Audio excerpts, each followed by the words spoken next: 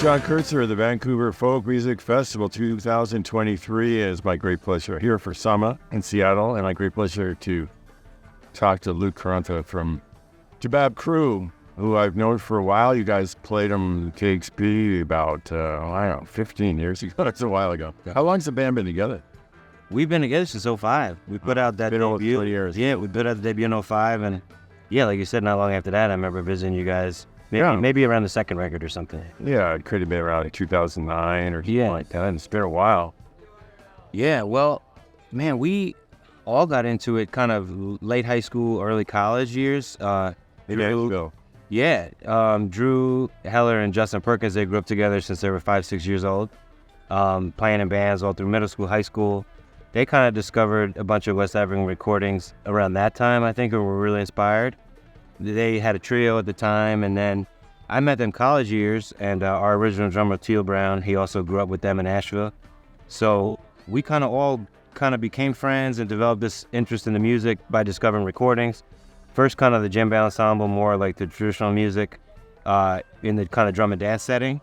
And that kind of, at the time also, there was some teachers early on that we had in college. It's like a small drum group on campus at Warren Wilson College. What school? Warren Wilson College in Swananoa, just outside of Asheville. So 3 of us went there, Teal and Drew and I, and we said Doc has an honorary degree from there because he spent so much time with us there rehearsing in the early years. But you went to Africa, right? Yeah, and then like after sophomore year, 3 of us went to Conakry for the first time to study with Kumbana Konde, who was the director of Percussionist of Guinea at the time, kind of that independence era, generation of artists who really brought the kind of village culture and all the traditional music to the stage at that time, as Guinea was kind of organizing their national ensembles. So we lived with him in '99 for a month in Conakry and just studied every day and went out to see music on the street. Were you all drumming then Mostly drumming, but at the time. But then in 2001, after a couple of years of kind of developing this drum and dance group on campus, we went back for like 2 months or almost 9 weeks to Guinea and Ivory Coast. And that's when Drew came and Justin came.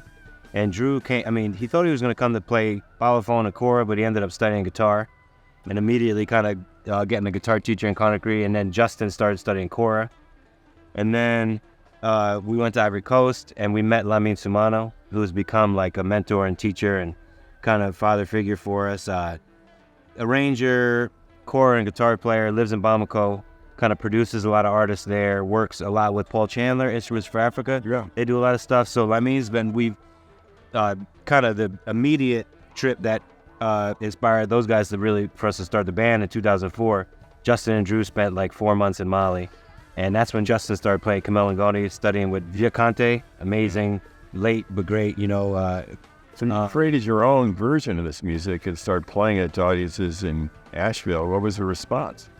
Well, the response is pretty incredible right from the start. There was a real kind of vibe with it, I think, that immediately folks kind of resonated with it, that we ended up playing like Bonnaroo pretty early in our career a couple times, and some other kind of the more like jam fests. And I don't know, it was a great response. There was good response to the records too at the time.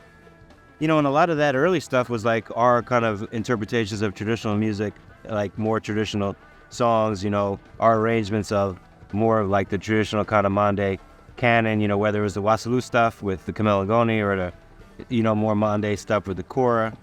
But then like as we progressed, we've just started to write more in the style, But it's still a mix, there's some traditional Where do you stuff. play just now? Was it a mix of originals and traditional? Definitely, yeah. It was a mix of, I think, kind of all of our albums, stuff from kind of that span, everything from like, there was some stuff from the debut, there was some stuff from the more recent album, Stilo, that we put out in 2018, just a tune called That Damn Squash, and Salou was on that record.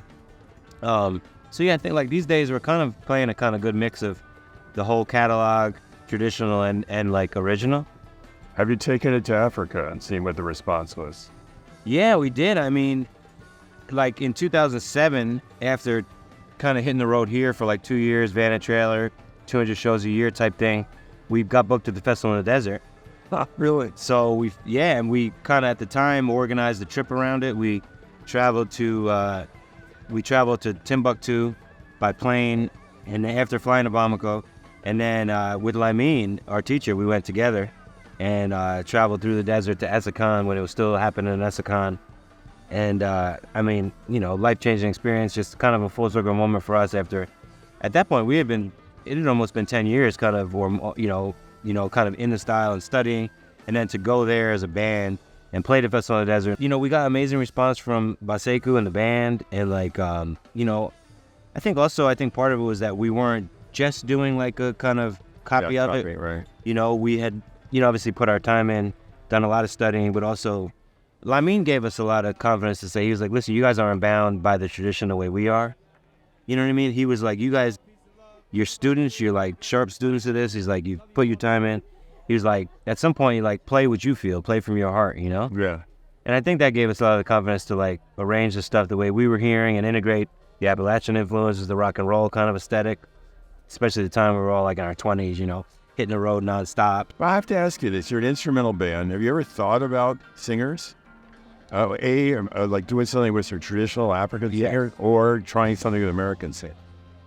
I know we've talked about it a lot. I mean, we've done a few things. We put out one song called Homage with Boubacar. We did something with actually on Stilo. It was kind of full circle. There was this song Miriama that Bob and Wall copyrighted, and then.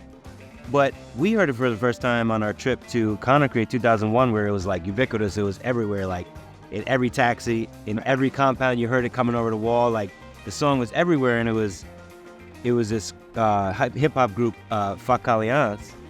But what we didn't know at the time is the sample in the hip hop song was the Bob and Wall sample.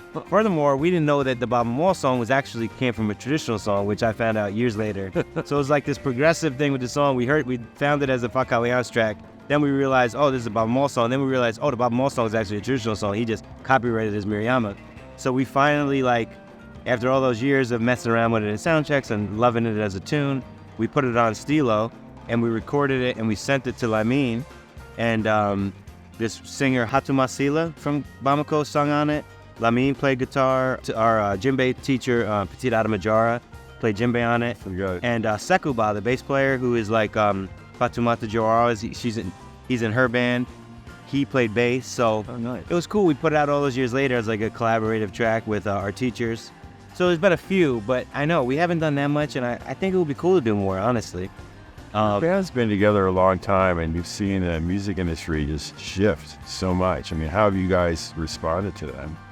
Well, it must be tough in some ways. I know that COVID was a disaster for yeah, COVID made it hard for everybody. Man, I mean, but it like just from when we started to even from like 05 to that 09, where Bonner was put on a stage dedicated to Africa. Yeah. And then now to the point where it's like Afrobeats is like the biggest music in the world. I don't know, like we always thought that we were much more of a part of like a much bigger kind of dialogue. It wasn't like, oh, like 5 white guys from America playing West African music. It was more like, his music is, you know, in the roots of so much American music, Caribbean music. So many artists, more contemporary artists in West Africa and other places in Africa have been inspired by American musicians, you know, with Fela and James Brown, the whole thing. So, like, we always tried to put it in more of that context, like we were just this kind of, you know, part of, like, this movement of, you know, more awareness to West African styles and African styles in general here, and then kind of also, like, artists there pushing the envelope and being inspired by stuff here. You know, so I don't know, you know, but it's been really cool to see just the way become more of the mainstream in a lot of ways, you know, the different styles. What do you think of Afrobeats as a sound? I think it's really cool. I mean, man, like some of those, yeah, I mean, it's kind of, you know, it's really cool the way that that's just become so huge. Burna Boy and Wiz. Opened a lot of doors. Yeah, and Thames, I really love Thames. Her record is really cool. Well, I saw you guys had Coco, KEXP, I thought. And my partner, my girlfriend, she is a part of this venue in New Orleans, the Music Box Village. It's really cool, and they presented Coco last Jazz Fest. Oh, cool. And it was sick because the whole village is created out of recycled materials. There's all these musical houses, so they were like super in their element, you know, with the music. So I kind of discovered them not too, and then she showed me the KEXP thing. I was like, oh my God, these guys are incredible. And then they came to the Music Box, so. It's other here. I should ask you about your other band that you're active with right now, Weedie Braimah's band. Yeah. And what that's about. Yeah, it's cool. It's kind of like... Who is Wedi Brma? Well, Weedie, He's like a force of nature, man. We met in 2006 at Leaf Fest, and we were playing. All of a sudden, this guy walks to the front of the stage, and he's just standing there like this, and he's watching me, and he's like, starts shaking his head, and I could tell immediately. I was like, he knows what's happening. He knows what's going on, you know. So at some point, he's just watching.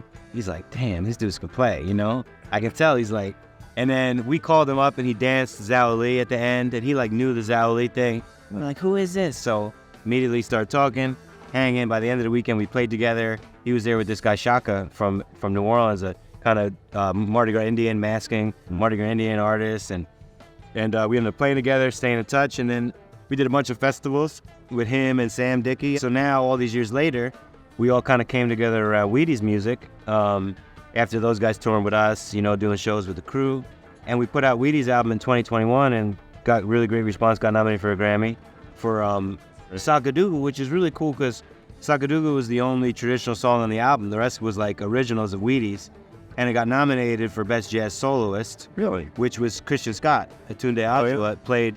He got the nomination for Best Jazz Soloist, both Best Contemporary Jazz Soloist.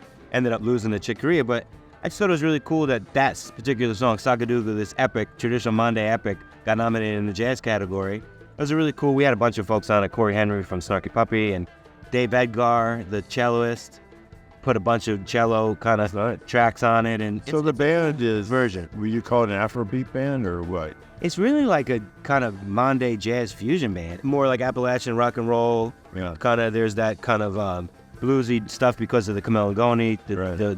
But Weedie stuff is like somewhere in between jazz, funk, and Monday music, you know, so it's a lot of traditional music. What's cool is he kind of rooted his band in the traditional instrumentation as well, where the drummer, Munir Zaki, who's Erykah Badu's percussionist now, who's on tour with her, he plays like a hybrid kit that we call the songbot kit. So he's got kick, snare, hat, and like a traditional songbot with a bell, and he's got like a songbot kickini in front of him, maybe a third kickini at times. So he kind of plays the songbot kit with the drum set elements, and I play what we call the dundun kit, which is dundun, kinkini. I have bongos, two cymbals, and like a pandero that I was playing today. So I have like pandero, dundun. You're not like playing djembe. No, I'm playing like a whole kind of dundun kit. So between us, we create this like rooted in djembe ensemble music, but also very contemporary. So yeah, 2 guitars, 2 keys. Bass player? And bass, who is Shekin Doi, who is Baba Maul's music director. Wow. And he plays like electric bass, but also plays this kind of unique, like fretless Ngoni bass that he created, basically built. He builds. Have you played Seattle with this band? No, we played Portland and Oregon Country Fair last summer. We're doing the Napa thing, like I said, at the end of the month. But really cool project, and like happy, you know, Weedie's been playing with so many different people over the years, Trumbull Shorty and Christian Scott and all these people. So it was cool to put out his music, you know, as him being the band leader. And How long have you been living in New Orleans? I've been there since 2014. And how do you like it as a place to live and play music? Incredible. It's really something else. I mean, I love it. Like, it's such a unique place and such a melting pot and like, you know, kind of a place of all these original styles, you know, the brass band stuff, the meter stuff, you know, all the funk stuff. I mean, kind of all the legends who have their weeklies. And then all the times of year where everyone just kind of descends on the city too, you know, whether it's Jazz Fest or Halloween, other times of year, like, it's really special. And Mardi Gras, which I had no idea the scope of Mardi Gras. When I moved there, I really understood the scope of Mardi Gras and the whole Mardi Gras Indian traditions and that whole thing. So really, it's just an amazing place culturally, and you know, obviously it has its issues and stuff, but just a really special place. So I've been loving it. So you were there before Katrina? No, we Toubab, we played first time 2006 at the Maple Leaf. Oh, I see. I just heard that a lot of people never came back after the hurricane. It's true. I mean, you know, I hear people say it's not the same. It's never been the same. And, you know, and it's definitely come a long way now since, you know, 05 for sure. Like, so much of the city has been renovated. I mean, you know, a lot of construction and hopefully I think a lot of folks come back. But, yeah, I mean, you know, Frenchman Street's different. People talk of the golden era of Frenchman Street where it was more of a locals hang. But now it's more popular. But, you know, it's still New Orleans for sure. Good luck with Wedi Brma and this band, Toubab Krewe, is really cool, man. I'm glad to appreciate it.